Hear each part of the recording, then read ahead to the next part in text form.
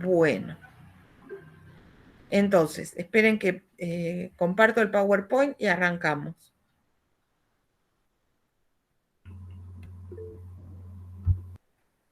Lali, yo por las dudas tiré un mensajito ahí en el Facebook, ¿sabes? Por si hay algún distraído o distraída. Dale, Olvidó la integradora, así se puede ir conectando. espérenme que voy a arrancar. Tengo el PowerPoint en el final y quiero...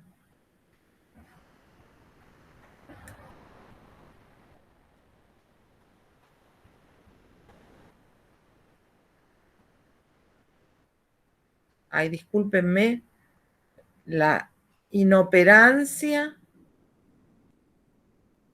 Encima no te podemos ayudar porque yo no tengo, o sea, al estar con el teléfono no tengo la pantalla completa.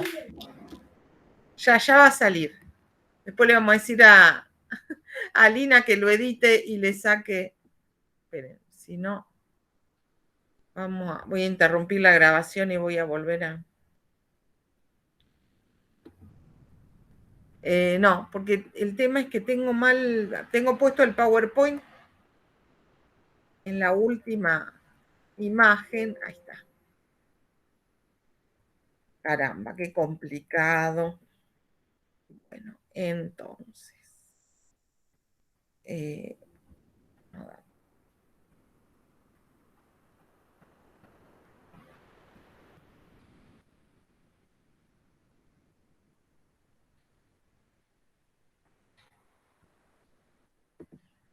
Ahí está, lo logré. ¿Se ve? ¿Ustedes están viendo la imagen del PowerPoint? Sí, Bien. unidad Bueno, 4, integración. integración, exactamente. Bueno, la unidad 4, como ustedes saben, ay, ¿por qué no puedo avanzar?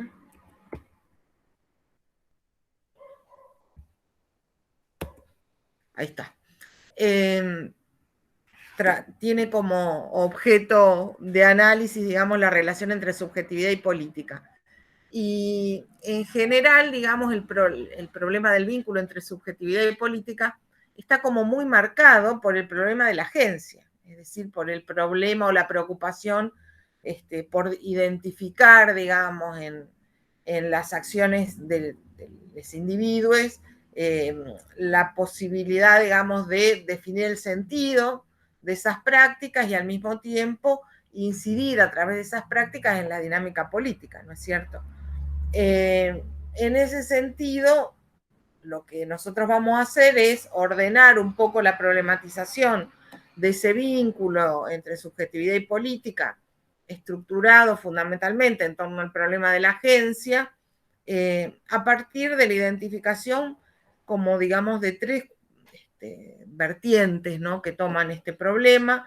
Una es la del campo liberal, en el cual trabajamos en la unidad la Public Choice y el liberalismo rawlsiano. La otra vertiente es la que está ligada a los enfoques sistémicos, que bueno, en general a lo largo del programa trabajamos fundamentalmente en Easton y Luhmann, pero bueno, en esta unidad ponemos el acento en Luhmann. Y después la tercera vertiente está ligada al postestructuralismo. Yo en realidad voy a arrancar con algunas cuestiones que están, digamos, de base, que han sido problematizadas en el estructuralismo y que los autores que nosotros trabajamos como en la clave del postestructuralismo recuperan, pero bueno, en general, digamos, el foco de la unidad está puesto fundamentalmente en los análisis postestructuralistas a partir de la recuperación de cuestiones presentadas por el estructuralismo que ya hemos trabajado, si se acuerdan, en la primera unidad.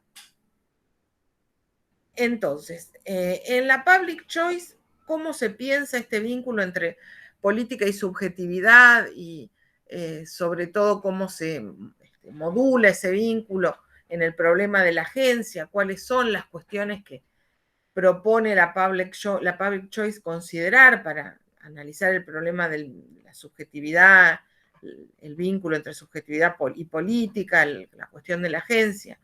Bueno, si ustedes se acuerdan del texto que teníamos como lectura obligatoria, que es el de Buchanan y Tallock, el cálculo del consenso, la primera cuestión que los autores se, digamos, esfuerzan por aclarar es que el punto de partida en términos metodológicos es un presupuesto individualista.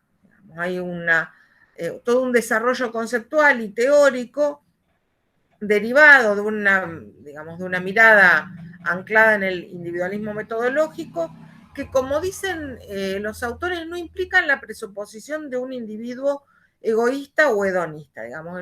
¿Qué, digamos, quieren dejar planteado Buchanan y Tallock cuando, digamos, aclaran que parten de el individualismo metodológico? Que en el punto de partida de su análisis lo que tenemos son individuos que actúan y que, bueno, en esas prácticas, digamos, en esas acciones, despliegan elecciones y decisiones.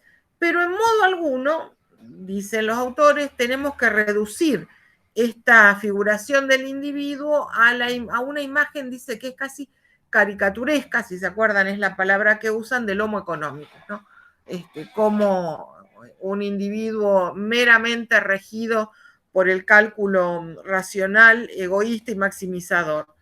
La figura, digamos, o el personaje conceptual, si ustedes quieren, del Homo economicus, dicen Buchanan y Tallock, ha sido como exacerbado, ubicado en el lugar, digamos, de una subjetividad casi deformada en sus variaciones más extremas, ¿no?, del cálculo egoísta, y finalmente termina no sirviendo para nada, porque obviamente, como dicen los autores, elegir ese costado racional y calculador para pensar la incidencia de las acciones individuales en la dinámica política no implica ignorar que los individuos tienen otras características que no se agotan en la dimensión de la racionalidad y que por lo tanto exigen que no nos limitemos a definir el perfil de un individuo egoísta, calculador o hedonista, solo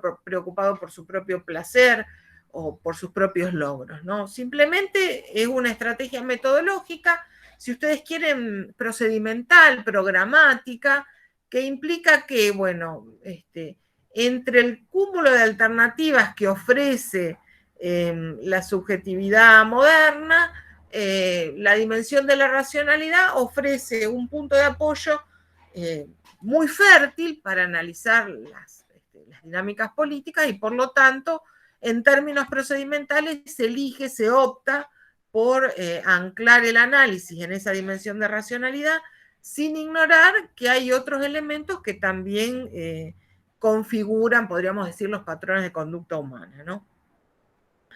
Entonces, ¿cómo hay que pensar a esos individuos que pueblan el campo de la política, ¿no? Bueno, según Buchanan y Tallock, se trata de individuos que presentan diferencias sustantivas en su acción tanto privada como pública o social, ¿no? Y persiguen objetivos radicalmente diferentes en algunos casos. Pero partiendo del individualismo metodológico, lo que hacemos es considerar esas diferencias de manera equivalente, digamos, con el mismo peso, a la hora de definir el modo de ser y comportarse de una manera diversa que exhiben esos individuos. Y por otra parte, en este análisis de matriz individualista, a pesar de esas diferencias, lo que dicen Buchanan y Tallock es que es posible definir lo que ellos llaman un individuo medio o representativo.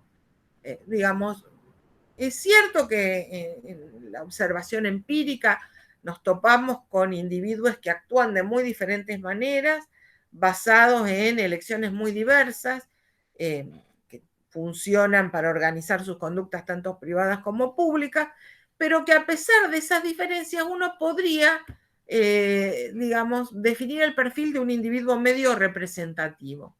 ¿Y cuál sería esa característica que nos permitiría hablar de un individuo medio representativo? Bueno, lo formulan de una manera muy simple, sencilla. Individuo representativo, el individuo medio representativo se define por la preferencia en diferentes situaciones concretas de intercambio por, digamos, obtener más en lugar de menos. La frase acá en el PowerPoint está tomada casi textual de los capítulos, uno de los capítulos que ustedes tenían para leer, que dice algo así como, bueno, cuando el individuo cuando se enfrenta a una elección real en el marco de una dinámica de intercambio, siempre elige más en lugar de menos. Y en ese sentido, lo que podríamos decir es que esta definición así muy básica del individuo lo que potencia es la dimensión o el perfil, diríamos, adquisitivo de las conductas individuales, ¿no? Siempre, en cualquier circunstancia, las conductas individuales tienden a privilegiar la obtención de un más en lugar de un menos. Y se puede, digamos, desglosar de muchas maneras ese más, ¿no? Más placer en lugar de menos placer, más dinero en lugar de menos dinero, más felicidad en lugar de menos felicidad, ¿no?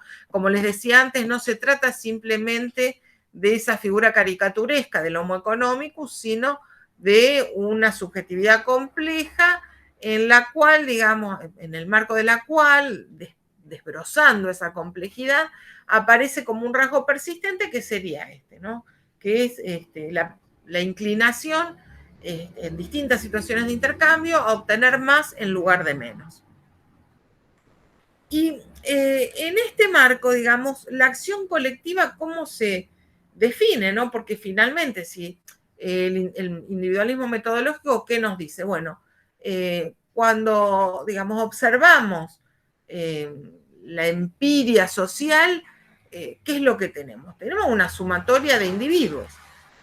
Cuando el marxismo habla de clase, bueno, ¿dónde encuentra la clase? Cuando observa en la empiria social, ¿de qué manera podría decirnos que está frente a una clase y no simplemente a una sumatoria de individuos que exhiben ciertas regularidades, en todo caso, en sus comportamientos económicos o políticos, que, digamos, con absoluta validez podríamos ligar a su inserción en la estructura económica o productiva, pero que no deja de ser esto, ¿no? Una regularidad o una conducta repetitiva de una multiplicidad de individuos que nos ofrecen el escenario social, ¿no? La clase no es sino una ficción, dirían, de la misma manera que la voluntad general no es sino una ficción que, digamos, elude el hecho concreto, digamos, la dimensión factual de que la sociedad está compuesta por individuos y que lo que tenemos son individuos que conviven, ¿no? Entonces, ¿cómo podemos pensar la acción colectiva si en el punto de partida lo que hay son, lo que tenemos, lo que nos propone considerar la public choice, ¿no? Son individuos con sus acciones, sus decisiones, sus elecciones.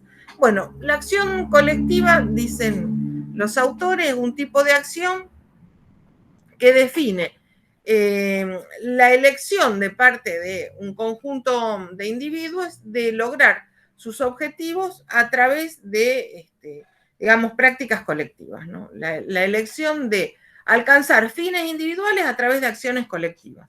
Y ese conjunto de individuos que elige alcanzar fines individuales por medio de acciones o prácticas colectivas, digamos, puede ser un grupo reducido, puede ser un colectivo, no sé, de anclaje territorial, puede ser la nación, puede ser incluso, en la perspectiva del marxismo, una clase, ¿no?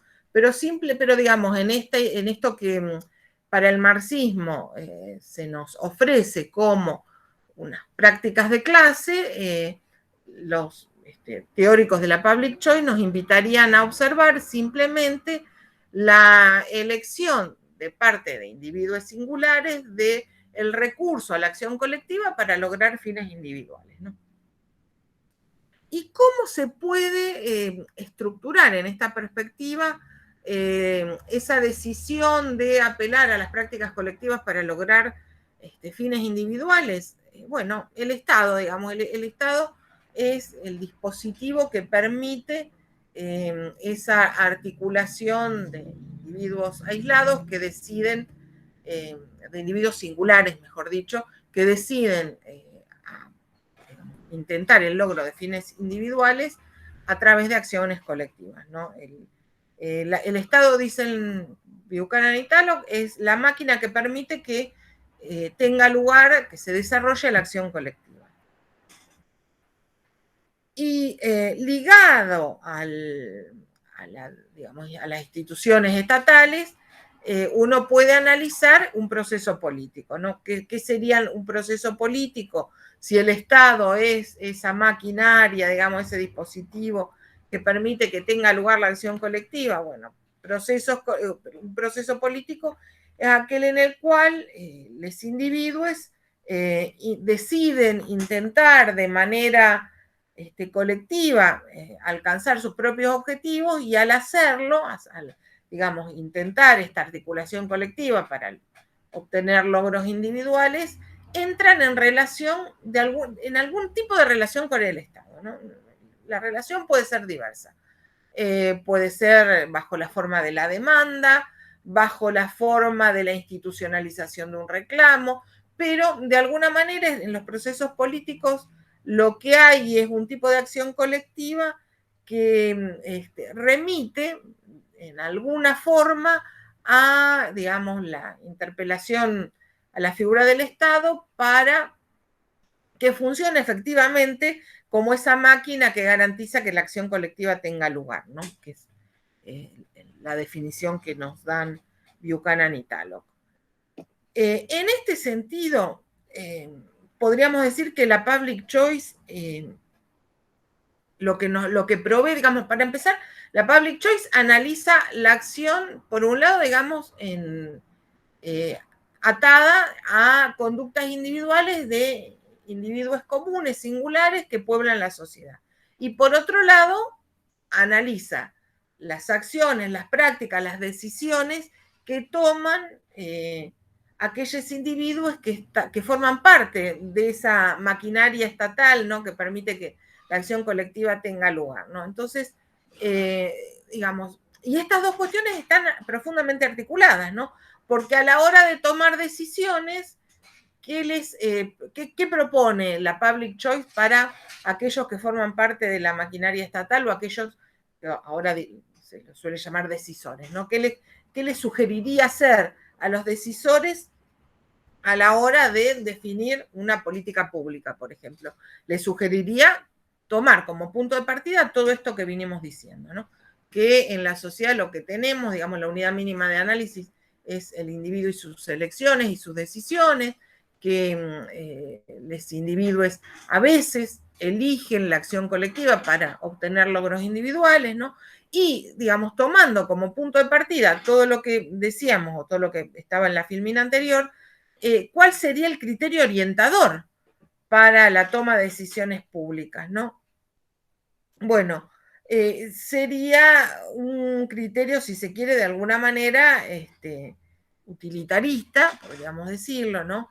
Que implicaría, bueno, elegir entre aquellas decisiones esas decisiones públicas, esas decisiones que afectan a un colectivo o al conjunto de la sociedad o a un colectivo, digamos, que forma parte de una sociedad, regirse por un criterio que, digamos, maximizador de beneficios y reductor de costos, ¿no? Digamos, la alternativa siempre será aquella medida política que con la menor cantidad de recursos garantice o permita vislumbrar la obtención de la mayor cantidad de beneficios para la mayor cantidad de gente, digamos, la mayor cantidad de individuos de una sociedad en relación a la cual esas políticas públicas están dirigidas, ¿no? Entonces, el criterio para la toma de decisiones públicas va a ser, por un lado, digamos, la existencia de una sociedad conformada por individuos racionales, la consideración, digamos, de que el Estado establece una relación compleja, ¿no? Con, digamos, estos dispositivos que garantizan que la acción colectiva tenga lugar, porque por un lado, digamos, el presupuesto de la Public Choice es un Estado limitado, es un Estado constitucionalmente limitado en sus atribuciones, porque, bueno, digamos, lo que se persigue es la menor interferencia posible de la acción estatal en las acciones individuales, pero al mismo tiempo hay que reconocer, dicen Buchanan y Talo, que el mantenimiento, digamos, de esa maquinaria estatal abocada a satisfacer reclamos o demandas de algunos sectores que, bueno, se estructuran en términos de políticas públicas, ¿no?, ligadas al contenido de esas demandas, digamos, por un lado es costosa, esa maquinaria es costosa, y por otro lado, los beneficios de esas políticas públicas no siempre son universales. Digamos, si vamos a tomar la definición o uno de los elementos de la definición weberiana, ¿no?, del Estado. ¿Se acuerdan que Weber dice algo así como el Estado es el instituto jurídico-político que legítimamente puede aspirar al grado mayor de universalidad? Bueno, pero sin embargo, las políticas emanadas del Estado no necesariamente tienen beneficios directos para la universalidad, digamos, de los individuos sometidos o ciudadanos de ese Estado, ¿no? Entonces, la relación, digamos, entre las políticas públicas que devienen de ese devenir de acciones colectivas, ¿no?, optan por, en las cuales los individuos optan por prácticas colectivas para alcanzar logros individuales, ese estado, mantener ese estado o esa maquinaria institucional tiene un costo que incluso a veces deviene en formas de intervención que para algunos sectores pueden resultar desmesuradas, ¿no? Y los beneficios de esas políticas públicas no siempre tienen garantizado un alcance universal, ¿no? Entonces, lo que propone la Public Choice es, como dicen Buchanan y Talo, la elaboración de modelos lógicos para trazar estrategias en la toma de decisiones, ¿no? Acá uno podría decir que es una racionalidad a dos bandas, la que presuponen para los sujetes los teóricos de la Public Choice. Hay una racionalidad inherente a las conductas o los comportamientos de los individuos que forman parte de una sociedad, y por otro lado hay una racionalidad propia de los decisores que tienen que dar respuestas ante situaciones en las cuales esos individuos apelan a la acción colectiva para obtener logros individuales, ¿no? Entonces, en esa racionalidad a dos bandas, por un lado, digamos, hay que considerar todo lo que decíamos antes acerca de la constitución, de la configuración subjetiva individual, y por otro lado hay que, digamos, trazar estrategias basadas en modelos lógicos para tomar decisiones, tratando, digamos, de regirse por ese principio que mencionábamos antes, ¿no? La mayor cantidad de beneficio con el menor costo posible, siempre considerando que hay una dosis de incertidumbre en todos los procesos políticos, porque, digamos, en la dinámica de la toma de decisiones nunca se puede tener certeza sobre, digamos, no se conoce el resultado final, una cuestión obvia, digamos, ¿no? Y no nos ha sido dada la clarividencia, ¿no? Entonces, hay siempre una dosis de incertidumbre en esos procesos políticos. Y ese modelo, digamos, lógico, estratégico, ¿no? Funciona, digamos, con una lógica de maximización de la utilidad total. Digamos, más allá de que las políticas públicas se apliquen o se desplieguen en relación a demandas puntuales de un determinado sector de la sociedad, la lógica es como incremental y siempre, digamos, es posible, o por lo menos el criterio, digamos, del diseño de esas políticas debe regirse por la idea de que es posible incrementar a través, digamos, de intervenciones focales la utilidad total. Bueno, hasta acá la Public Choice. No sé si tienen alguna pregunta, si quieren hacer algún comentario o o algo que no les haya quedado claro, me dicen. Si no, seguimos adelante. Estamos bien, Lali. A mí me quedaba un poco de la lectura que realicé la cuestión de la regla de la mayoría, que es un elemento que trabajan ellos. ¿Cómo lo incorporan ahí? Bueno, esto tiene que ver, Jere, con esto que te decía antes, ¿no? Racionalidad dos bandas que opera en las instituciones políticas, ¿no? Por un lado, hay digamos, el presupuesto de racionalidad de los individuos que conforman una comunidad política, y por otro lado, la elaboración, el diseño, la implementación de políticas públicas que se deben desarrollar de acuerdo a un cálculo racional y estratégico, respondiendo a este criterio incremental de la posibilidad de que la utilidad se multiplique para todos, ¿no? En ese sentido, la regla de la mayoría es una regla procedimental. Es una regla que funciona, digamos, como, podríamos decir, retomando el vocabulario de los autores, ¿no? Que funciona como un indicador de la sumatoria de esas acciones individuales, ¿no? Funciona como un indicador de eso que tenemos en el punto de partida para cualquier, digamos, política pública, que es que la sociedad está conformada por individuos, y por lo tanto las políticas públicas deben tomar como referencia a los individuos y sus decisiones, sus elecciones, sus acciones. La regla de la mayoría es el criterio procedimental o el mecanismo procedimental a partir del cual, bueno, se establece, podríamos decir, esto no lo dicen Buchanan y Talon, ¿no? Pero un colchón de preferencias en función del cual deben diseñar las políticas públicas, si lo que se busca es, bueno, justamente la estabilidad del sistema, la posibilidad de actuar con una lógica incremental en relación a la utilidad pública, etc. No sé si esto te queda claro, Jere.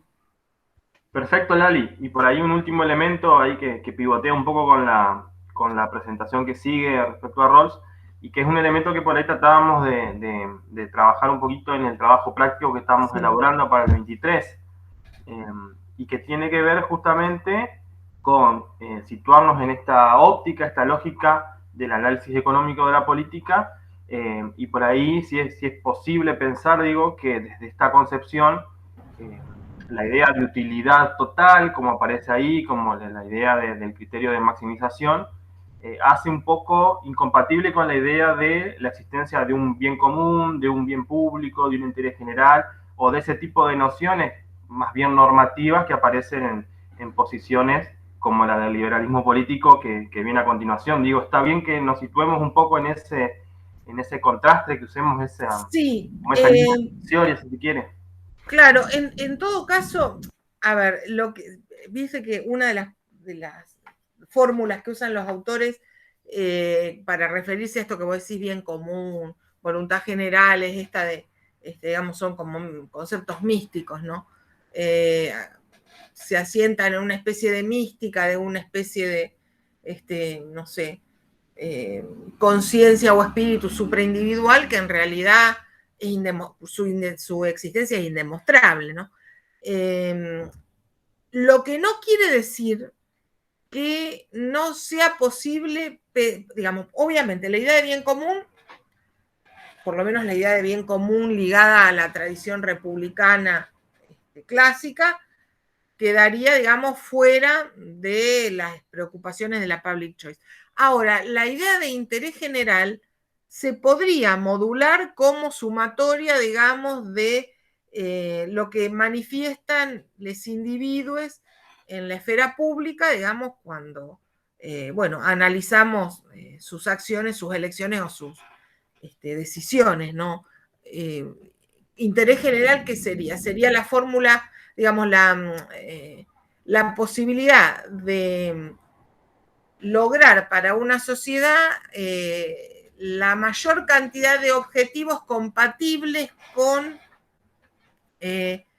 los objetivos o los logros que se propone la sumatoria de sus miembros. En ese sentido... Se entiende. Habría que llevarlo más al plano capaz del beneficio general, se quiere, porque el podría interés... ser, claro. Interés general, beneficio general. En ese sentido, digamos, la public choice podría admitir la idea de una idea de interés general que funcione como una especie de ideal regulatorio de segundo orden, digamos, ¿no? Siempre digo regulatorio de segundo orden porque el principio lógico, estructurador de la acción política es esta estrategia o ese modelo lógico estratégico, digamos, maximizador de beneficios y reductor de costos, ¿no? Pero en ese contexto, una idea de interés general que aparezca como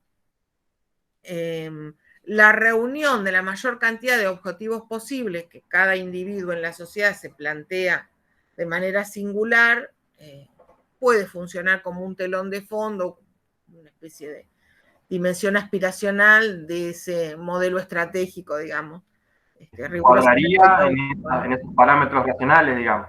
Claro, exactamente, sí. Muchas gracias. De nada. Bueno, entonces, digo, la concepción del sujeto que nos propone la public choice, digamos, se define, como decía antes, en esta especie de racionalidad a dos bandas. Digamos, hay racionalidad en las conductas individuales de aquellos a quienes, digamos, las políticas públicas van dirigidas, y hay racionalidad en de sujetos, digamos, que funcionan como decisores en el marco de una sociedad en la cual el Estado funciona como esa maquinaria que hace posible la acción colectiva. En el caso de Rawls, que digamos también ubicamos en la vertiente liberal, ustedes saben que además en Estados Unidos el concepto de liberal identifica una posición ubicada en el cuadrante de la centroizquierda de la política, podríamos decir, ¿no? Y claramente, digo, a Rawls le cabría esa ubicación, por lo menos en la perspectiva de los comentaristas, de sus comentaristas norteamericanos, de sus pares norteamericanos, ¿no? Y en ese sentido, digo, la concepción de sujeto está ligada a la preocupación por lo que él define como el conflicto interno propio de la tradición democrática moderna, que es la tensión entre libertad e igualdad. La reivindicación de una libertad sin límites va en desmedro de la igualdad, y la reivindicación de una igualdad radical va en desmedro de la libertad individual. Por lo menos así lo entiende Rawls. Si nosotros tomamos Habermas, que lo vamos a leer el capítulo de facticidad y validez, donde está esta cuestión, lo trabajamos en la unidad que sigue. Bueno, Habermas lo resuelve de otra manera, ¿no? Pero para Rawls es como un conflicto inherente, casi ineliminable, ¿no? Propio de la tradición democrática moderna, que es esta tensión entre libertad e igualdad, ¿no? Pero al mismo tiempo, Rawls caracteriza a la sociedad como una estructura de cooperación. Vieron que yo siempre digo que en el punto, como él llama, ¿no? Hay una prioridad lexicográfica en todo su análisis respecto de esta idea, ¿no? De estructura de la sociedad como estructura de cooperación.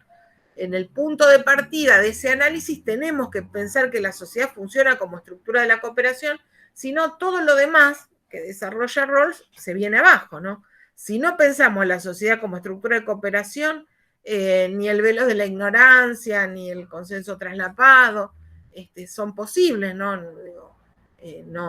Si pensamos una sociedad competitiva y egoísta, atravesada por el conflicto, ¿por qué, digamos, de qué manera podríamos asegurar que alguien puesto a pensar en una situación despojada de todos los atributos que fácticamente tiene, digamos, en la sociedad en la que vive, elegiría, digamos, la una alternativa que lo beneficiara, digamos, de la misma manera que podría beneficiar a alguien que está en una situación de absoluta inferioridad o asimetría con respecto a la suya propia en términos fácticos, ¿no? ¿Por qué me voy a poner a pensar qué querría que hicieran conmigo si yo fuera pobre?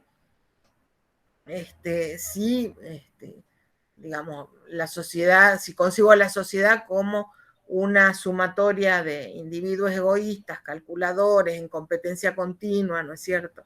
Entonces, digamos, lo que podemos desprender respecto de, digamos, la caracterización del sujeto que hace Rawls está como muy atravesado por estas dos cuestiones, ¿no? La tensión entre libertad e igualdad, por un lado, y la caracterización de la sociedad como estructura de cooperación. Entonces, ¿cuál es la fórmula, digamos, con la que Rawls, digamos, reúne en la subjetividad política aquellos elementos que le permiten pensar, digamos, por un lado, la resolución armoniosa de los dos principios, bueno, que siempre citamos, ¿no?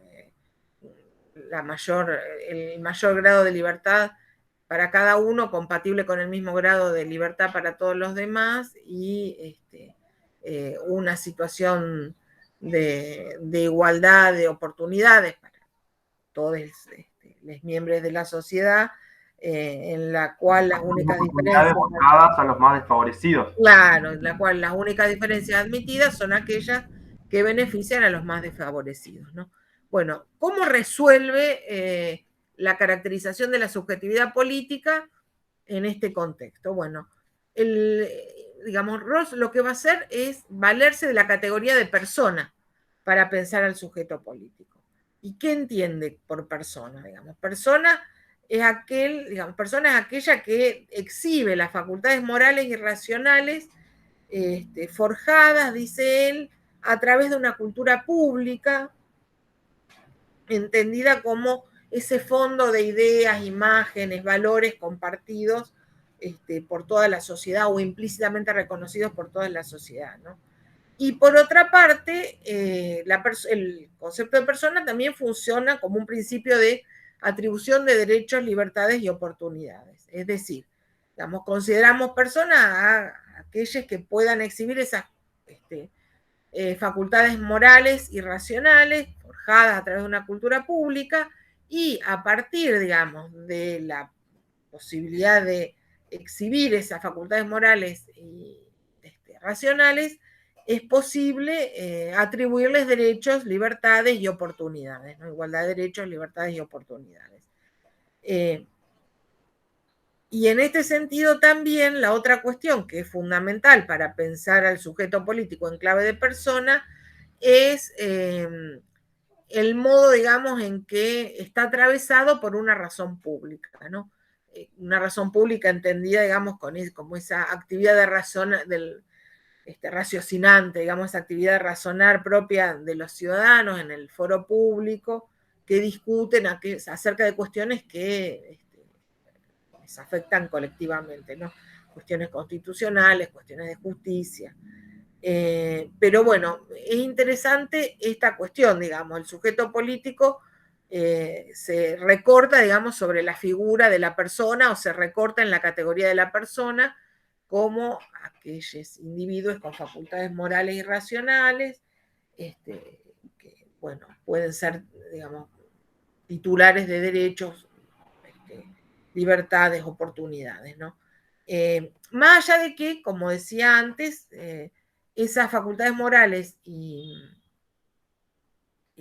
racionales forman parte de la cultura pública. Quiero decir, hay un cruce podríamos decir, entre la dimensión individual y la dimensión social.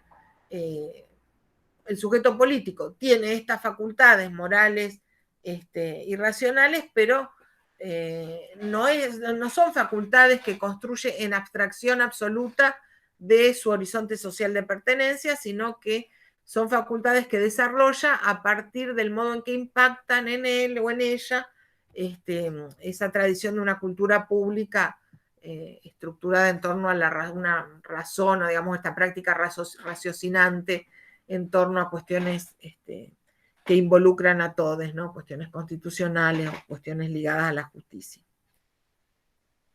Entonces, esta concepción rawlsiana de persona es fundamental para sostener esas ideas centrales, ¿no? Esas ideas que son como la piedra angular de la teorización rawlsiana. Por un lado, digamos, la sociedad pensada como un sistema equitativo de cooperación que se extiende a lo largo del tiempo. Digamos.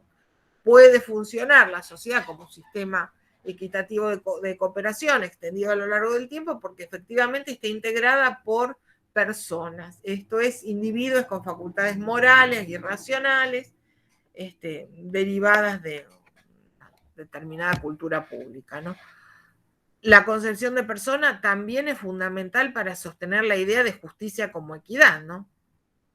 Porque justamente, digamos, si la justicia como equidad surge de ese acuerdo razonado, de un acuerdo político, dice el razonado, informado y voluntario, bueno, solo las personas, en tanto portadoras, digamos, de facultades racionales y morales, pueden, digamos, llegar a ese acuerdo en torno a una fórmula de justicia que tiene que ver con una fórmula, como dice él, política y no filosófica de justicia, una forma construida de justicia, que es la equidad, que tiene que ver con lo que, bueno, decía antes Jeremías, ¿no? Con, digamos, responder o tratar de beneficiar, digamos, partiendo de los principios de la libertad y de la igualdad, tratar, digamos, de generar los mayores beneficios para las personas para aquellos que están en una posición más desaventajada. También, digamos, la idea del consenso entrecruzado, ¿no? Que tiene que ver con este acuerdo político razonado, consenso entrecruzado como un acuerdo político razonado e informado sobre algunas cuestiones puntuales, justamente por eso, digamos, para Rawls la política o el liberalismo es una forma de construcción política, digamos, no hay naturalidad en eso porque, bueno, ese consenso entrecruzado es aquello a lo que se llega cuando individuos con facultades racionales y morales pueden, digamos, ponerse de acuerdo sobre puntos mínimos básicos para la convivencia y reservarse para la convivencia pública y reservarse algunas otras de sus adhesiones, digamos, para el ámbito privado, ¿no? Bueno, para esta idea de consenso entrecruzado también la concepción rawlsiana de persona es fundamental. Y después, como decía antes, ¿no? Para pensar en una posición original y un velo de ignorancia, ¿no? Que él dice es un mecanismo hipotético y no es histórico, pero además dice que es un mecanismo de reflexión pública y de autoclarificación. Digamos. Si es de autoclarificación, es decir, de un mecanismo que le permite a cada uno clarificarse a sí mismo cuál es su posición en la sociedad, cuáles son sus intereses, a qué debe estar dispuesto a renunciar, etc. Bueno, necesitamos una configuración subjetiva como la que él atribuye a la persona, ¿no? En términos de facultades morales y racionales. Bueno, hasta acá Rawls, no, me quedaba una parte, me faltaba esto, ¿no? Entonces, persona, digamos, es la categoría que permite recortar, digamos, el horizonte de la ciudadanía, digamos. Puede ser ciudadano aquel que reúne esas condiciones propias de una persona, es decir, ¿no? Facultades racionales, morales, raciocinantes, ¿no? Forjadas en una cultura pública, ¿no? Digamos, y solo la persona con esas características devenido en ciudadano puede actuar como el miembro normal o regular, ¿no? Plenamente cooperante de esa sociedad que, digamos, se reproduce a largo plazo, a largo término. La otra cuestión que es interesante en el planteo de Rawls es esta aclaración que hace acerca de que él no está proponiendo una concepción metafísica de la persona. De lo que se trata es de pensar, digamos, lo que ha hecho él es recortar, dice él, criaturas artificiales ajustadas a las necesidades de su argumento. Es decir, que Rawls está, digamos, reconociendo el ejercicio constructivista que subtiende toda su teoría, ¿no? Pero bueno, aún así es importante, digamos, tener en cuenta que en estas consideraciones acerca de la persona se nutre lo que podríamos identificar como una definición de la subjetividad política en Rawls, o un tratamiento no siempre tan claro, a veces más lateral, del tema de la subjetividad política en Rawls, ¿no? Y otra cuestión que sería clave, ¿no?, para pensar el vínculo entre subjetividad y política es que si la representación es el mecanismo político de participación, digamos, por antonomasia, ¿no?, en las sociedades modernas, la representación es nuestra forma de incidir en los procesos políticos, en los procesos de toma de decisiones, etc. Bueno, digamos, la ciudadanía, digamos, es la forma a través de la cual las que están representadas son personas, digamos. Las que están representadas son individualidades con esta configuración subjetiva que para Rawls se puede reunir en la categoría de persona. Y en ese sentido, digamos, Rawls aclara que esta representación de la persona en la figura del ciudadano tiene como características fundamentales, ¿no?, una concepción de bien que se puede alterar. ¿Por qué se puede alterar? Porque justamente esa persona que tiene facultades morales y racionales, al participar, digamos, de ese ejercicio raciocinante, puede, digamos, reconocer que, bueno, su concepción de bien ha estado equivocada, que debe ser corregida o que se debe nutrir de otras ideas de bien planteadas por otras personas, digamos, por otros individuos que componen la sociedad. Por otro lado, digamos, esa representación política de la persona en la figura del ciudadano requiere que, digamos, cada ciudadano, cada ciudadana sea capaz de encontrar dentro de sí fuentes, como él le llama fuentes autoidentificatorias de exigencias válidas, ¿no? Puede encontrar dentro de sí las fuentes que identifican sus posiciones políticas, sus creencias, sus adhesiones, y que funcionan al mismo tiempo como exigencias válidas para presentar o proyectar hacia el ámbito público, ¿no? Y por otra parte, la otra gran figura propia, digamos, del derecho moderno, ligada a la persona, el derecho moderno ha tematizado nutridamente, ¿no?, la categoría de persona, es la capacidad de responsabilizarse, de hacerse responsable. La representación política de la persona bajo la figura del ciudadano exige individuos con capacidad de asumir responsabilidades, de responsabilizarse por los resultados de sus propias acciones, decisiones, elecciones. Bueno, hasta acá sí, Rawls. No sé si les queda alguna duda sobre esta cuestión. Si no, seguimos adelante. Bueno. Particularmente no, Lali. Bueno, entonces seguimos con Luhmann. De última, después nos dejamos 10 minutos ya fuera del PowerPoint para charlar así más libremente. Bueno, en el desarrollo de la teoría luhmanniana, la relación entre sujeto y poder es sumamente rica, muy en sintonía, digamos, con un umbral histórico de debate acerca de la relación entre subjetividad y agencia, propia de un escenario marcado por las vertientes funcionalistas, estructuralistas, etcétera, ¿no?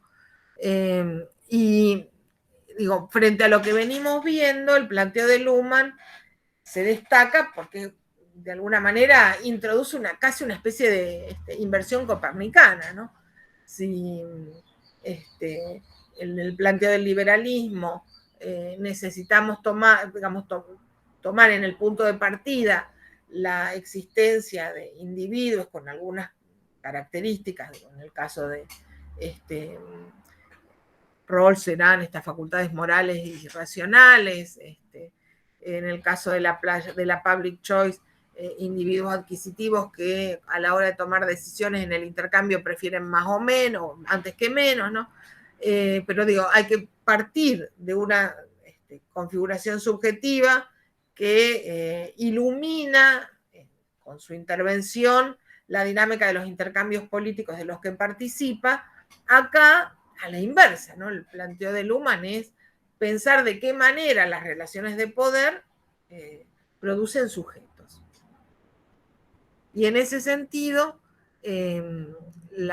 digamos, el capítulo en el que mejor está trabajado, el libro Poder, que es el que nosotros tenemos para leer, ¿no? Donde mejor está, o donde con más claridad se hace visible la concepción del vínculo entre sujeto y poder, en Luhmann es en el capítulo en el que trabaja en la cuestión de la acción, ¿no?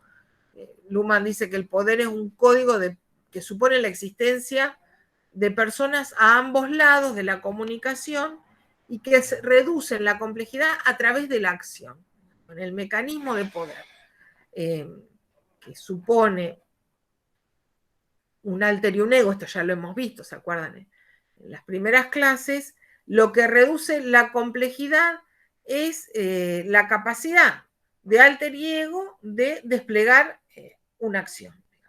La acción de la que son capaces alter y ego es la cifra, digamos, que permite entender la reducción de complejidad que sobreviene, digamos, al funcionamiento del poder como ese código simbólicamente generalizado, ¿no?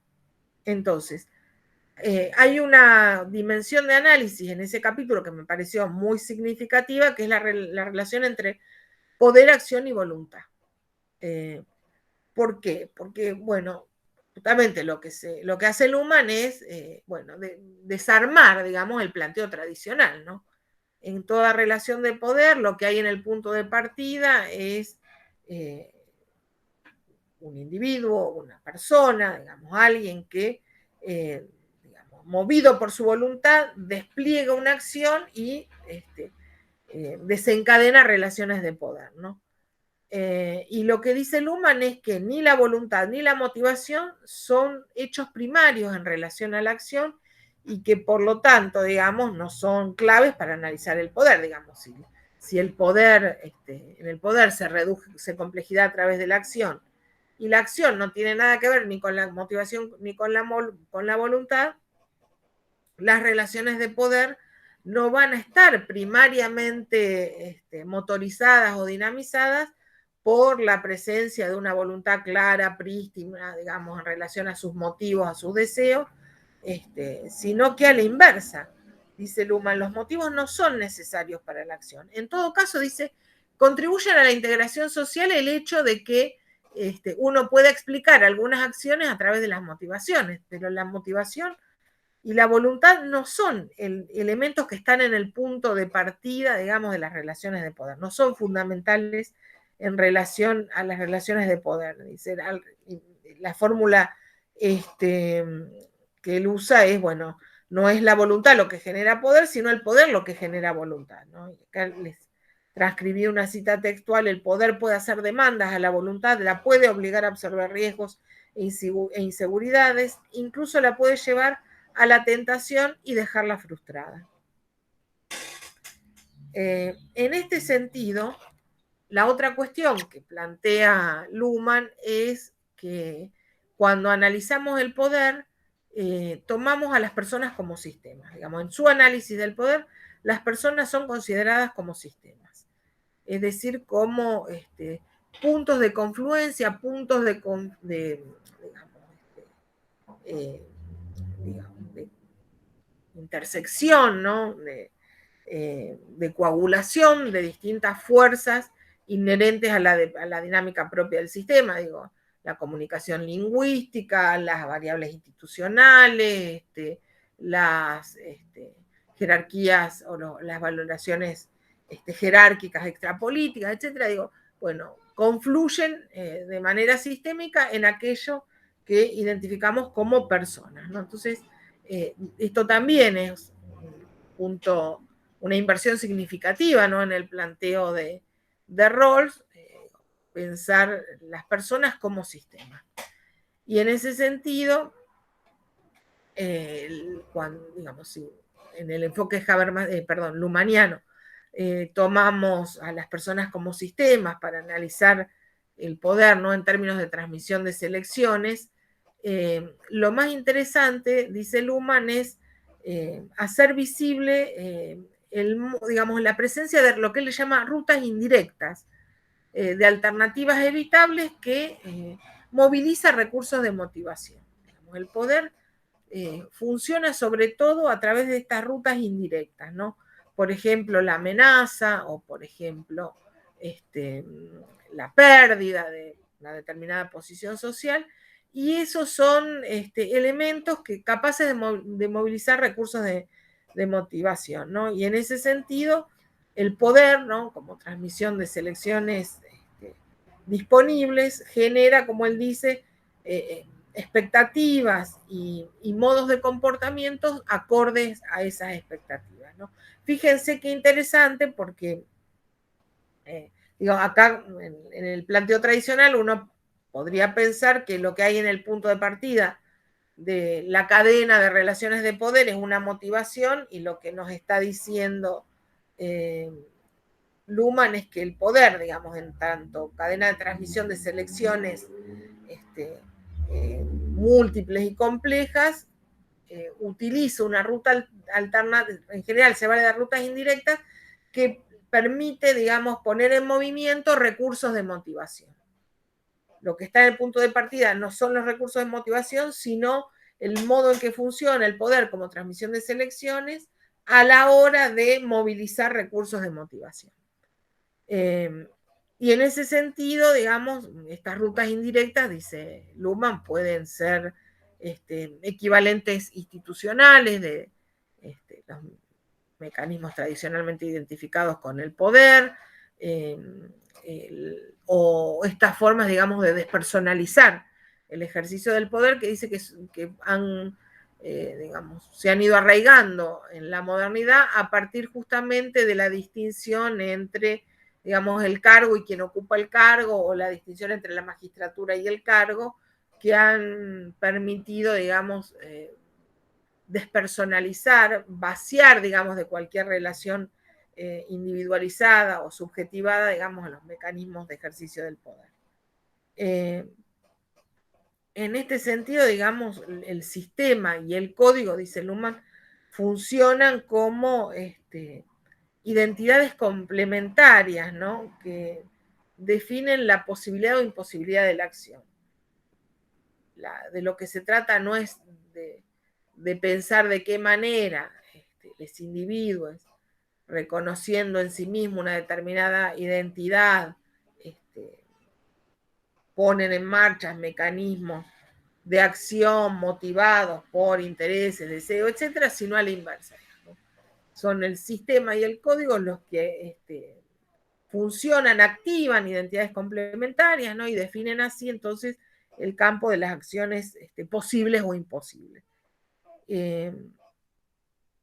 Y la otra cuestión que me pareció significativa tiene que ver con esta idea de que el sistema y la potencia del poder del sistema definen las posibilidades de la decisión, ¿no? No en términos, digamos, de voluntad, no es que las posibilidades de la decisión queden asociadas a la lógica de la voluntad, sino que forman parte, las posibilidades de acción, a las condiciones que establece la lógica del código. Entonces, para cerrar, ¿no?, el poder como un código simbólicamente generalizado, dice Luhmann, hace posible, sobre todo, como decíamos antes, a través de estas rutas indirectas, una distribución innatural del deseo y el no deseo, de la motivación para hacer o no hacer, ¿no?, para pensar qué es posible y qué es no posible.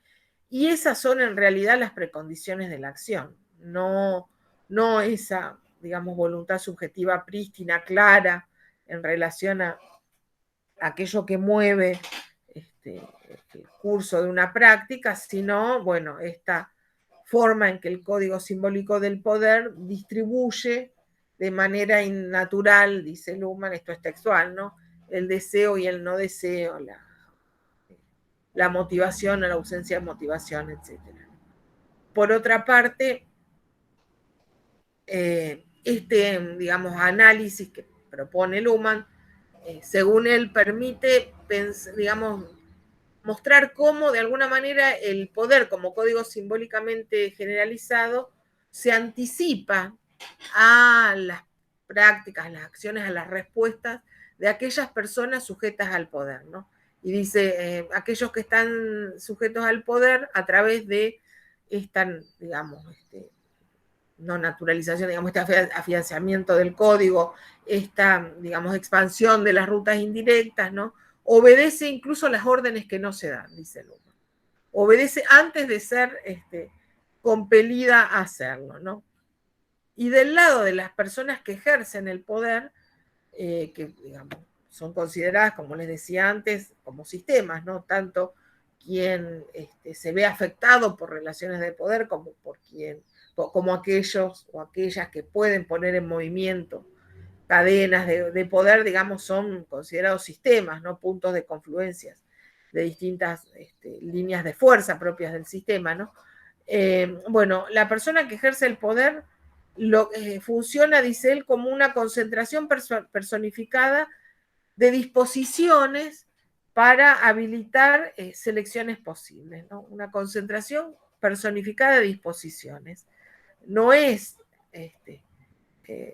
un sujeto con una conciencia prístina, digamos, que pone en marcha acciones o mecanismos para hacer que otro haga una determinada cosa, sino que son la concentración personificada de disposiciones sistémicas, ¿no?, que son las que habilitan las elecciones posibles por parte de ego.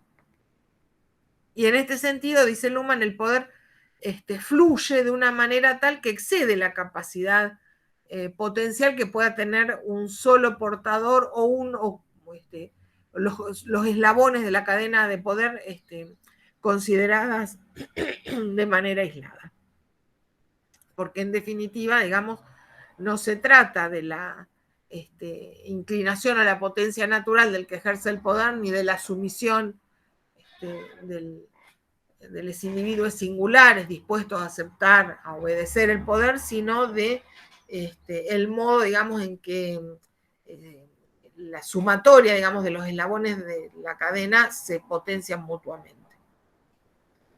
Bueno, hasta ahí, digamos, la concepción sistémica de la relación entre sujeto y política en la visión luhmanniana, ¿no? Obviamente dejamos afuera, no tomamos a Easton, que es otro autor que trabajamos en las primeras unidades, podríamos haber trabajado otras vertientes, no sé, Parson, pero bueno, nos quedamos con Luhmann, que es un autor que al cual, digamos, interrogamos de distintos lugares a lo largo del programa, ¿no? Si no hay preguntas, paso a la concepción estructuralista y postestructuralista del sujeto. Acá yo les hice, este no es un texto que ustedes tengan para leer de manera obligatoria, ni es un tema que en sí mismo desarrollemos en profundidad, más allá de la consideración que le damos en la primera unidad del programa. Pero a mí me parecía que este es un texto que a mí me encanta y que me parece que deja muy bien planteado en qué consiste esto que yo le puse concepción estructuralista del sujeto, porque por otra parte, digamos, es el piso, el umbral, a partir del cual las posiciones postestructuralistas revisan la conceptualización del sujeto, ¿no? Entonces, me parecía que era importante arrancar con algunas clarificaciones, podríamos decir, acerca de cómo se concibe, digamos, el sujeto en el estructuralismo y sobre todo, digamos, a partir de su relación con el lenguaje, que es también algo que se va a repetir en los demás autores que vamos a ver, ¿no? Entonces tomé, como les decía, el capítulo 15, una selección de fragmentos del capítulo 15 de Los Principios de Lingüística General de Benveniste, que es un libro una obra en 2 tomos, riquísima. El capítulo 15 trabaja sobre la relación entre subjetividad y lenguaje. Y lo que dice Benveniste, que de alguna manera refleja un poco la concepción del estructuralismo en general, con matices, ¿no? Cada uno de los autores, pero hay algo, digamos, de lo que está tomado en estas citas que se repite en casi todos los autores del estructuralismo, ¿no? Y tomé 3 citas. Es en y por el lenguaje como el hombre se constituye como sujeto, porque solo el lenguaje funda en realidad, en su realidad, que es la del ser, el concepto de ego. Primera cuestión fundamental entonces como punto de partida, tanto para el estructuralismo como para el postestructuralismo, que es lo que más nos interesa, es la centralidad de la dimensión lingüística a la hora de analizar la configuración de la subjetividad, ¿no?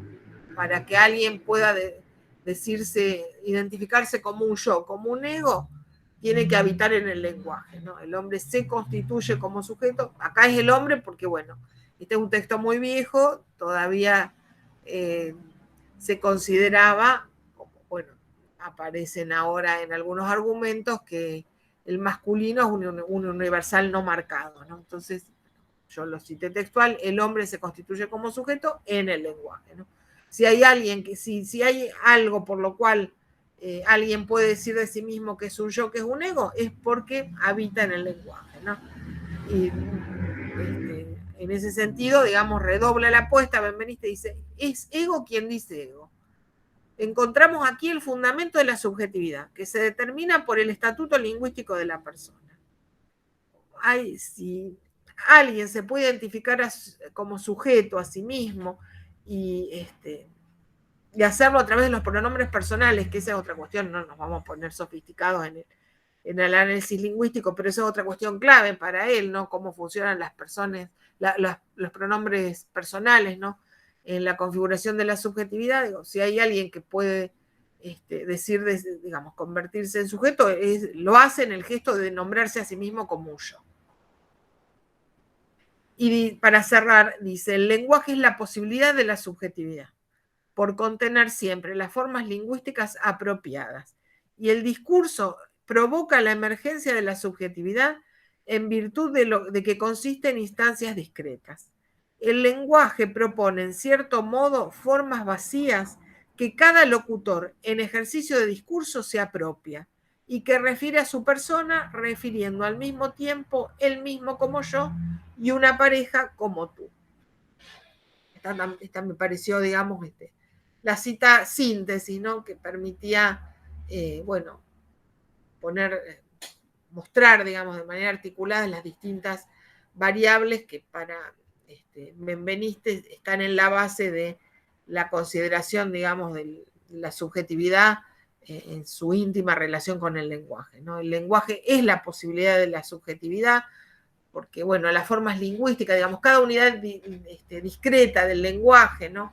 Apropiada discursivamente por los individuos, provoca la emergencia de la subjetividad, ¿no? Y en ese sentido, la subjetividad se constituye en la medida en que un hablante, digamos, se apropia de esas unidades discretas del lenguaje, definiéndose digamos, a sí mismo como un yo y al mismo tiempo definiendo a una pareja, dice él, sería un interlocutor como un tú, ¿no? Entonces, me parece que en estos 3 pasajes del capítulo 15 de los principios de lingüística general queda bastante bien sintetizado el piso, digamos, conceptual de estructuralismo en relación al vínculo entre subjetividad y lenguaje, que va a ser a su vez el umbral sobre el que las posiciones postestructuralistas revisen un poco ese vínculo, ¿no? Entonces, postestructuralismo, que además, digo, ya en su mismo nombre, ¿no? Llamarse postestructuralismo implica reconocer que el estructuralismo ha significado un parteaguas, ¿no? postestructuralismo significa reconocer que uno o una se ubica en una huella, en una senda ya abierta por el estructuralismo. Es lo que viene después de todo lo que ha sido trabajado ya por el estructuralismo, ¿no? Y el postestructuralismo hace su propia genealogía del sujeto moderno, si ustedes quieren, una vertiente derridiana, su propia deconstrucción del sujeto moderno, ¿no? En el caso de Derrida, retoma, digamos, algunas de las fórmulas de Benveniste, para plantear, bueno, como veíamos en la entrevista, que está creo puesta como lectura complementaria, la entrevista con Rudinesco, digamos, esas formas espectrales, esos conceptos espectrales de la filosofía moderna, como el de sujeto, ¿no? Que reaparecen una y otra vez, bueno, de lo que se trata no es de deshacernos de esos conceptos, sino de anclar, digamos, en las sucesivas capas de sentido, cómo ha funcionado, ¿no? Y bueno, cómo ha funcionado la noción de sujeto en esas distintas capas de sentido ha funcionado, digamos, acumulada en el lenguaje, sería la versión, digamos, de la deconstrucción derridiana de la figura del sujeto. Nosotros en la cátedra trabajamos mucho más la genealogía del sujeto en clave Foucaultiana, ¿no es cierto? Y en ese sentido, el texto que ustedes tenían para leer, El sujeto y el poder, tiene, digamos, como, que es un texto además escrito ya sobre el final de la vida de Foucault, podemos decir que ya con un Foucault que tiene a la vista todos los avatares de su propia trayectoria intelectual, ¿no? Y bueno, lo que él va a plantear es que su preocupación siempre ha sido la del sujeto y no la del poder. Que en todo caso el poder viene añadido a la preocupación del sujeto porque en realidad lo que él siempre quiso trabajar fueron las formas de objetivación a través de las cuales los seres humanos se transforman en sujetos, ¿no? Y en esas formas de objetivación siempre hay una relación de poder que en el caso, por ejemplo, de las ciencias humanas, está, digamos, atada a lo que Foucault llamaría la lógica de exclusión que establece la verdad, digamos, la verdad es un principio de exclusión. Parte el campo, digamos, entre lo verdadero y lo, o en la partición del campo entre lo verdadero y lo falso, expulsa, digamos, a lo que se considera falso, ¿no? Entonces, en ese sentido, el poder siempre se ha colado, digamos, en su preocupación por el sujeto. Pero lo que él dice es que básicamente en su producción se ocupó, digamos, de tres formas, formas de objetivación, digamos, que hicieron que los individuos o los seres humanos se transformaran en sujetos, ¿no? Por un lado, digamos, el campo de los saberes con pretensión científica, aquellas formas de indagación que han hecho del hombre el sujeto de un dominio de prácticas discursivas y extradiscursivas, ¿no? La gramática general toma al hombre como el sujeto del lenguaje, la economía como el sujeto creador de riqueza, la biología como sujeto de la reproducción humana, etcétera, ¿no? Otro conjunto de formas de objetivación tiene que ver con las prácticas divisorias. Las prácticas divisorias que estructuran, digamos, el campo de lo social a partir de una lógica así como binaria de partición, ¿no? Bueno, el loco, el cuerdo, el sano, el enfermo, el delincuente y el buen muchacho. Estas prácticas divisorias producen, digamos, subjetividades, ¿no? Tienen efectos de subjetivación que operan, digamos, a través de las formas de autoidentificación por las cuales los individuos se piensan a sí mismos como cuerdos, o como sanos, o como enfermos, o como delincuentes, o como buenos muchachos. Y dejo en suspenso lo del loco porque es toda una distinción, toda una discusión, además, que el propio Foucault da con Derrida acerca de si el loco se piensa a sí mismo, ¿no? Estas dos primeras formas, Lali, serían formas más bien exógenas, si se quiere, ¿no? En cambio, la tercera ya hay un elemento ahí de autosubjetivación que es un elemento más bien endógenos, ¿se puede pensar así? Sí, a ver, igual en las tres hay una articulación, voy a retomar la fórmula que vos sugerís, entre lo endógeno y lo exógeno. A lo mejor lo que varía es una cuestión de magnitudes o de intensidades. Efectivamente, podríamos decir que en estas dos primeras hay un predominio de los elementos exógenos, pero también hay que reconocer que esas prácticas divisorias producen formas, digamos, de autorrepresentación, podríamos decir, por las cuales la gente, los individuos, se conciben a sí mismos en esta clave dicotómica, ¿no? Y ese sería el elemento intrasubjetivo, si vos querés, endógeno, o en las formas de indagación, digamos.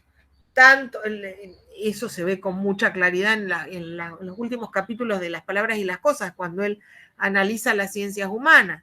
Las ciencias humanas han contribuido de tal manera, digamos, a plantear la soberanía de la conciencia del sujeto, que, bueno, digamos, se arraigó socialmente la imagen de una especie de sujeto omnipotente que puede todo, o por lo menos que si no puede, tiene la capacidad de darse cuenta porque no puede, ¿no?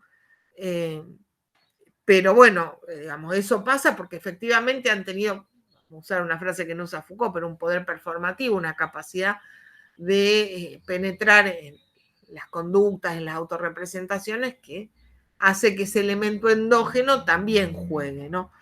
En la tercera de estas formas, que son las formas en las que un ser humano se convierte a sí mismo o a sí misma, acá hace la distinción de género, ¿no? En sujeto, a través de prácticas que lo atan a su propia identidad. Podríamos decir que hay, que digamos, en la relación de magnitudes o de incidencias es más fuerte el elemento endógeno que el exógeno, pero también, y ahora vamos a ver por qué, digamos, por ejemplo, si nosotros pensamos en el efecto que ha tenido la tecnología del pastorado, que está analizada parcialmente en el sujeto y el poder, el elemento exógeno de la conducción de conciencia de parte de un confesor, por ejemplo, está presente, ¿no? De esa manera, el éxito, por ejemplo, la profundidad de esta tercera forma obedece al éxito de las primeras dos. Mira, eso Foucault no lo plantearía en esos términos. No necesariamente hay como una cosa de etapas o de fases. Sí hay una cuestión, como decía antes, de encabalgamientos. Y las temporalidades son diversas, porque si vos pensás, la técnica del pastorado es anterior a digamos, a la ruptura que se produce en el campo de los saberes con la formación de la episteme moderna. Y las prácticas divisorias van mutando, digamos. Si bien, por ejemplo, uno podría decir la del sano o el enfermo,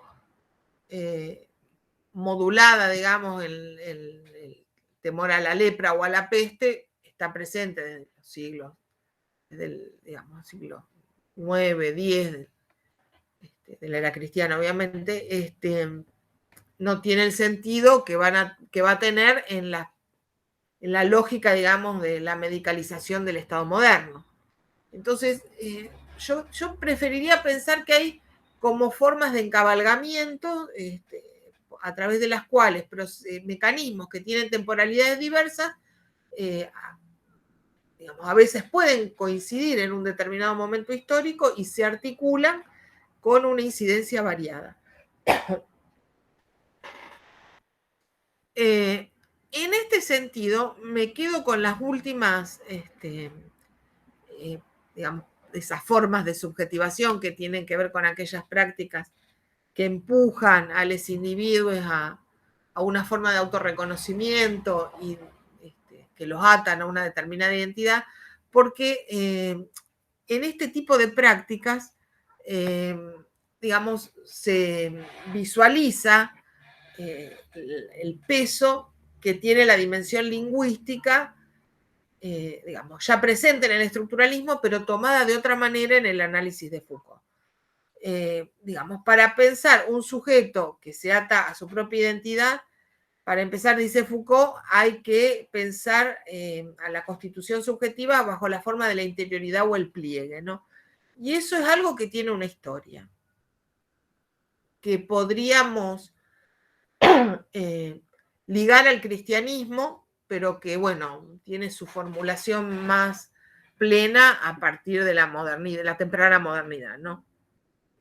Digamos, si hay un individuo que tiene que descifrar en el fondo de sí aquello que es y atarse a su propia identidad, bueno, hay que pensar en una configuración subjetiva en la cual, podríamos decir, una fórmula simplista, ¿no? Pero bueno, las manifestaciones externas de esa subjetividad se anclan en la posibilidad de cada individuo en encontrar en el interior de su propio ser aquello que lo define, lo identifica, ¿no es cierto?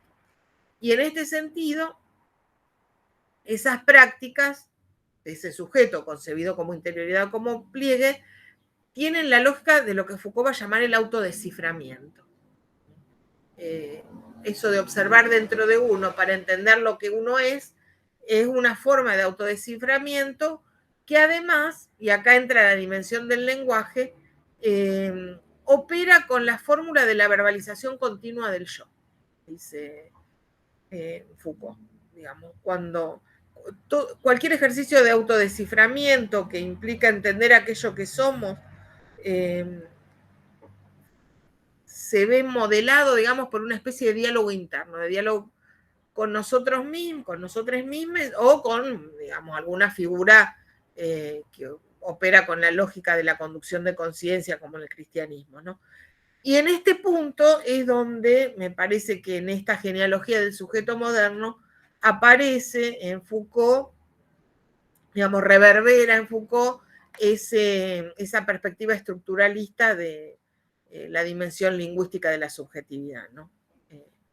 La relación entre el sujeto y el discurso acá tiene un rol clave, ¿no?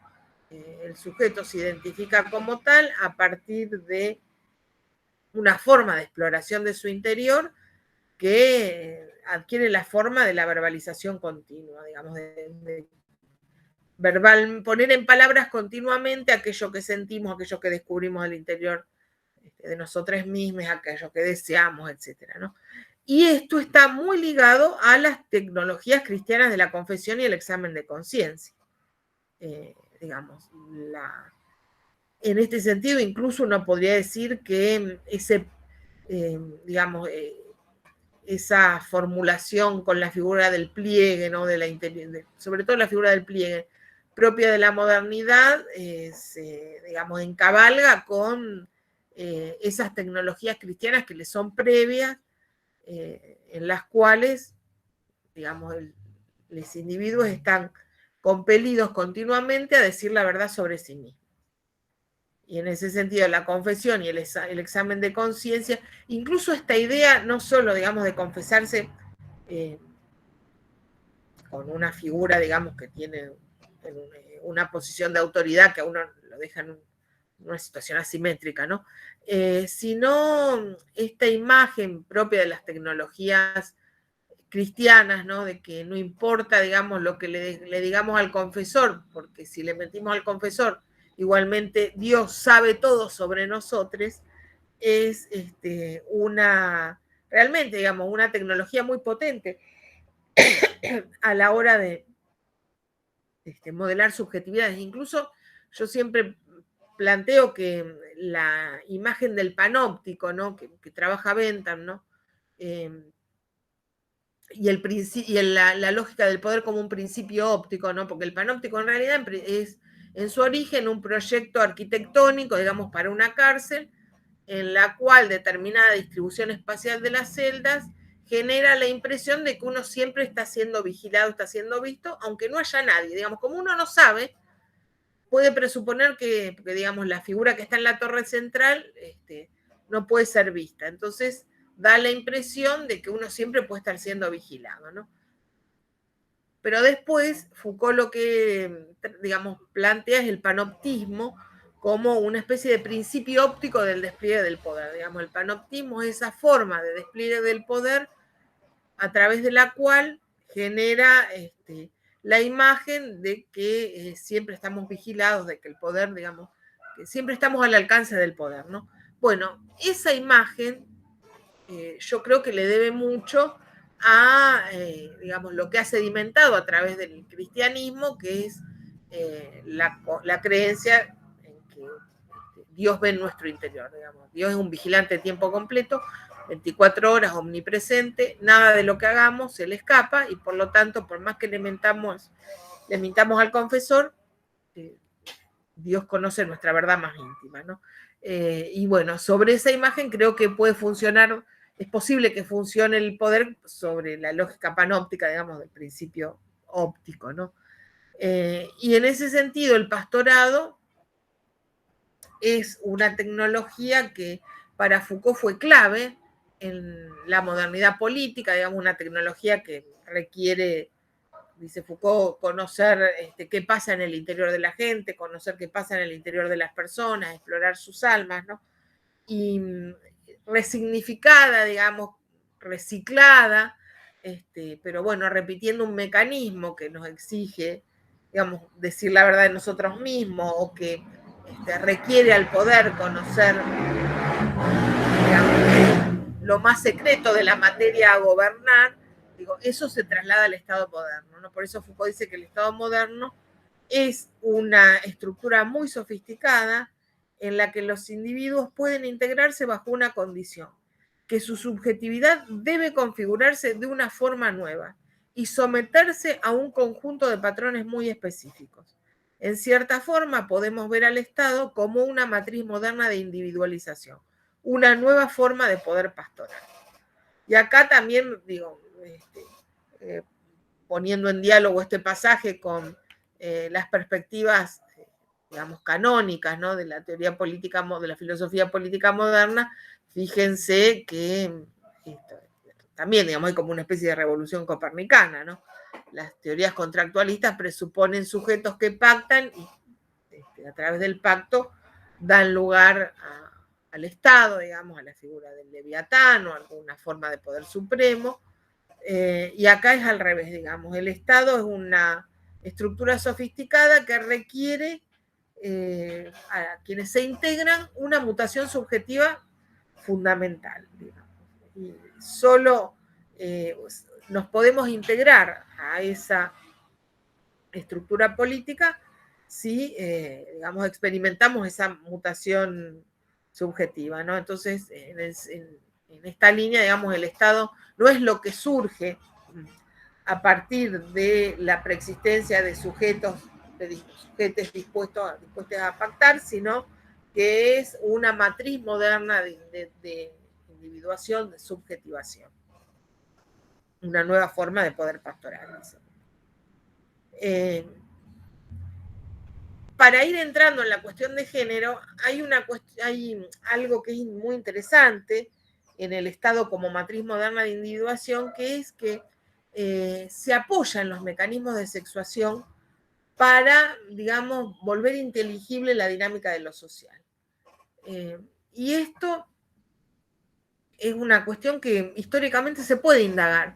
Foucault en el primer volumen de la historia de la sexualidad habla de justamente un momento histórico que ubica más o menos entre el siglo XVIII y el siglo XIX, en el cual la sexuación se volvió un elemento que volvía inteligible la configuración de lo social, volvía inteligibles los cuerpos, volvía inteligible el vínculo entre esos cuerpos sexuados ahora y la construcción de un orden político, ¿no?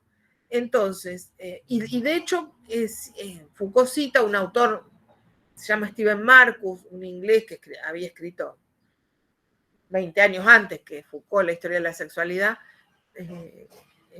un libro que se llama Los otros victorianos, donde trabaja los victorianos más díscolos, yo le digo los victorianos más fiesteros, digamos, los que no se acomodan a la norma de, digamos, rigorismo moral con la que suele identificarse el periodo victoriano, ¿no?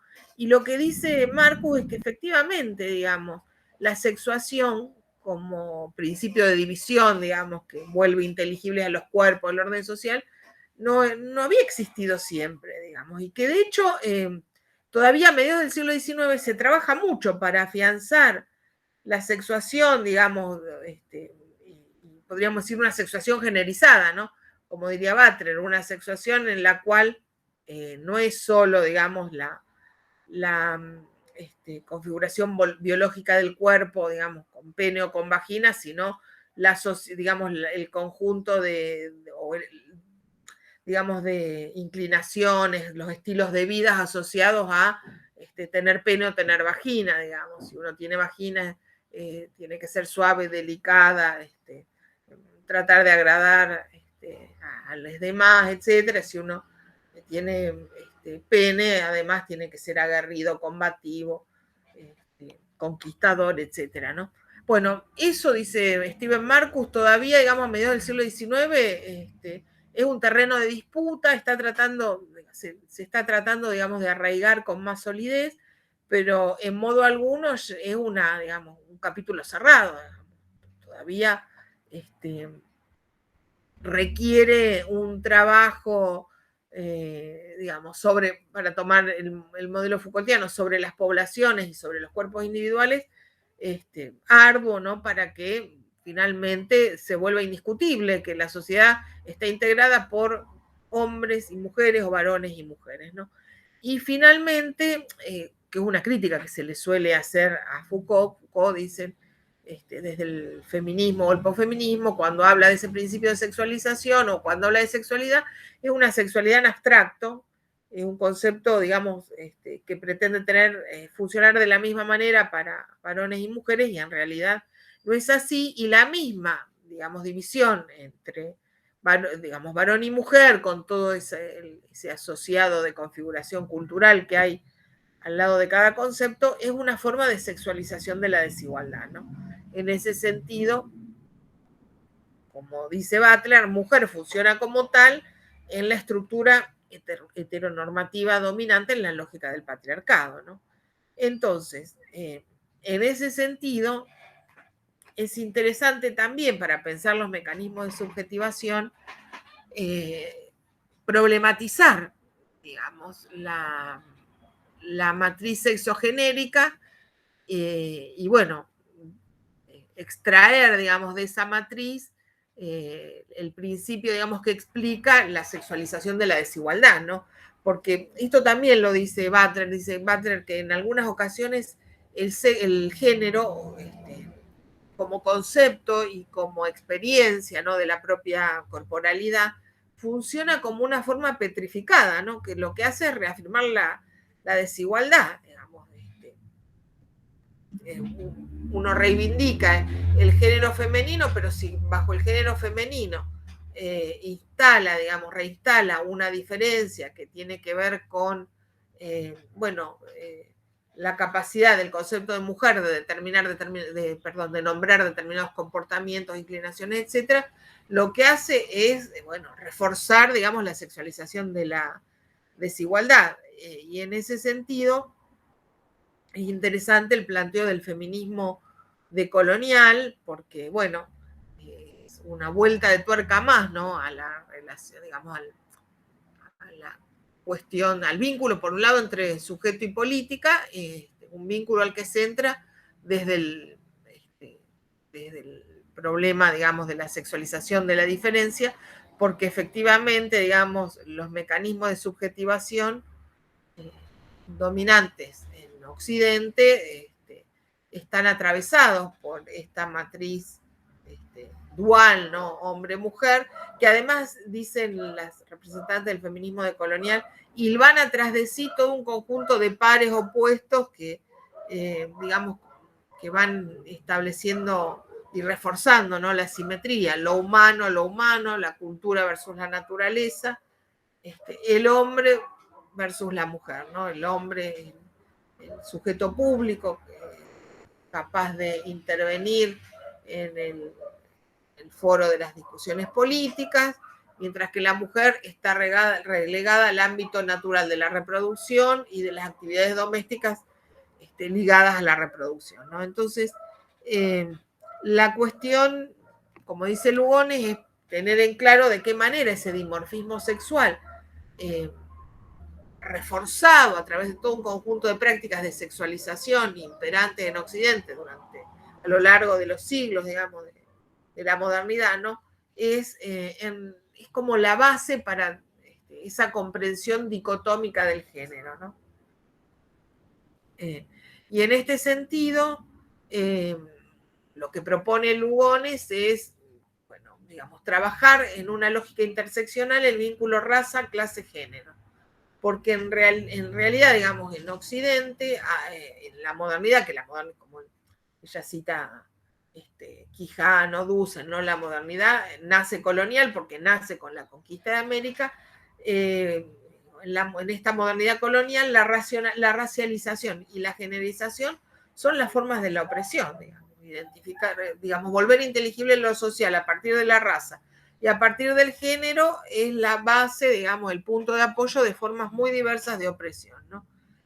Y por lo tanto, dice Lugones, digamos, en la perspectiva, digamos, decolonial, hay que entablar, digamos, una relación de lucha, de confrontación con la noción de género, porque en sí misma es portadora, digamos, de la simetría de ese patrón global de la colonialidad, ¿no? Porque forma parte de la modernidad colonial. De hecho, en el artículo, si se acuerdan, ella trabaja o pone como ejemplo una cantidad, digamos, de etnias americanas para las cuales la dicotomía de género, el dimorfismo de género, como decíamos antes, ¿no? Tal cual se lo conoce en Occidente, no opera, no tiene ningún valor, ¿no?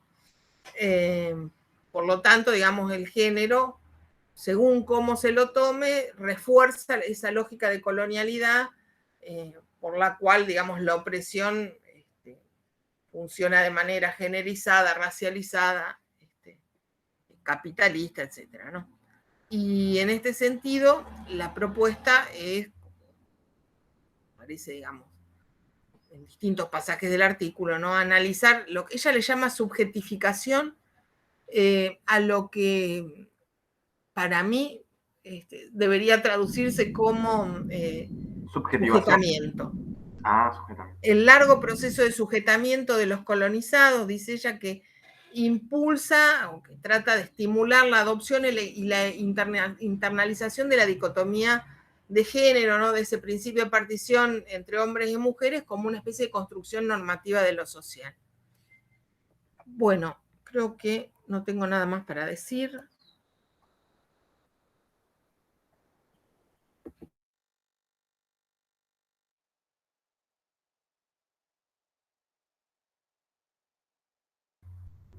Quedamos nosotros, Martita. ¿Y ahora de qué nos disfrazamos?